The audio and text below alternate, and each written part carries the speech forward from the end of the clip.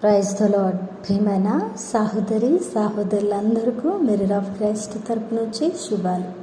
ప్రియమైనటువంటి వాళ్ళారా, మీరందరూ బాగున్నారని విశ్వసిస్తూ ఉన్నాను.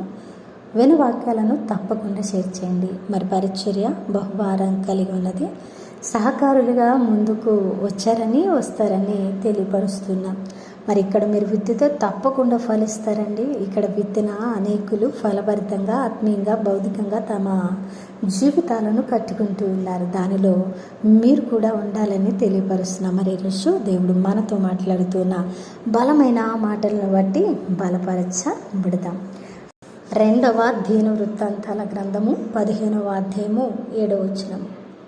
కాగా మీరు బలహీనులు కాక ధైర్యము వహించుడి, మీ కార్యము సఫలమగును.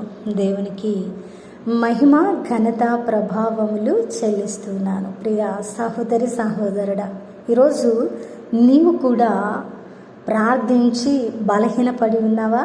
లేదంటే నాకు సహాయము ఎక్కడి నుండి వచ్చును అనేటువంటి ఒక ప్రశ్నతో నిలబడి దిక్కుతోచక, నిన్ను ప్రోత్సహించేవారు లేక, నీ వెన్ను తట్టేవారు లేక, ఒంటరిగా దిగులుగా కూర్చుని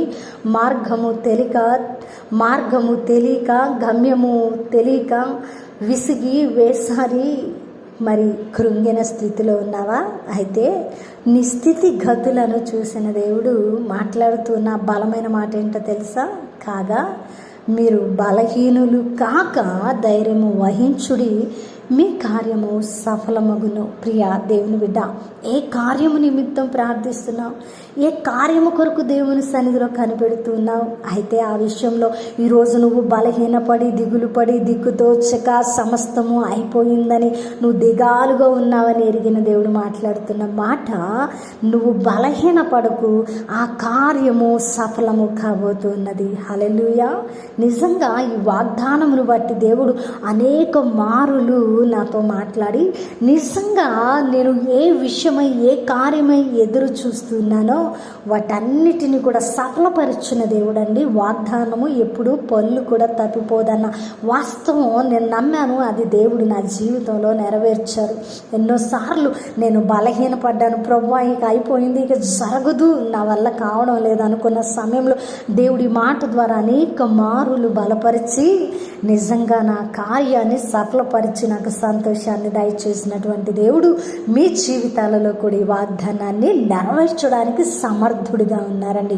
మనుషులు చూడొచ్చు, చూడకపోవచ్చు, స్నేహితులు, బంధువులు, ఇరుగు పొరుగు వారు మనకి సహాయము చేయకపోవచ్చు, కానీ సర్వ సృష్టికర్త ఆయన మీద ఆధారపడి ఆయన కార్యము సఫలం చేస్తాడని విశ్వాసంతో నువ్వు ఎదురు చూస్తూ ఉంటే నిన్ను బలహీనపరిచేవాడు కాదాయన, నిన్ను బలపరిచే దేవుడు. అందుకే ఈరోజు నీ కార్యం జరగడానికి ఇంకొద్దిగా సమయం ఉన్నదని ఎరిగిన దేవుడు ఈ సమయంలో నువ్వు బలహీనపడి నీ విశ్వాసాన్ని పోగొట్టుకొని ప్రార్థించడం మాని నువ్వెక్కడ అపవాది చేతికి అప్పగించబడతావో అని ఎరిగిన దేవుడు ఈ వాక్యము ద్వారా నిన్ను బలపరిచి నీ కార్యము సఫలము కాబోతుందని నిన్ను మండించి నీ విశ్వాసాన్ని వృద్ధి చేసి నీ అడుగులు స్థిరపరిచి నడిపించడానికి ఇష్టపడుతున్నాడు. నమ్ముతావా ప్రియదేవుని బిడ్డ?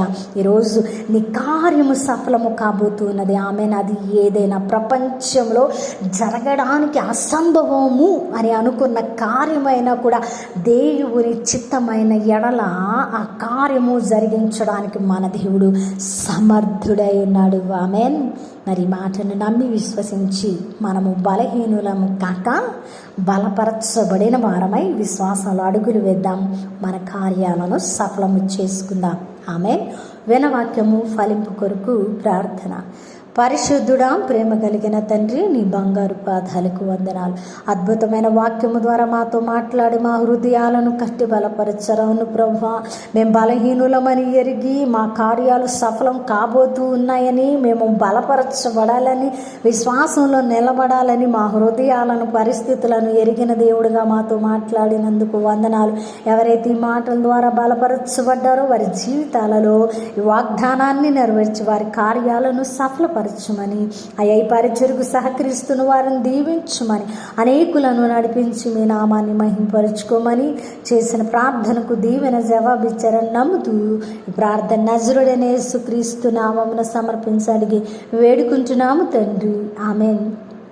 ప్రియమైన దేవుని బిడ్డలారా, వినవాక్యాన్ని తప్పకుండా షేర్ చేయండి.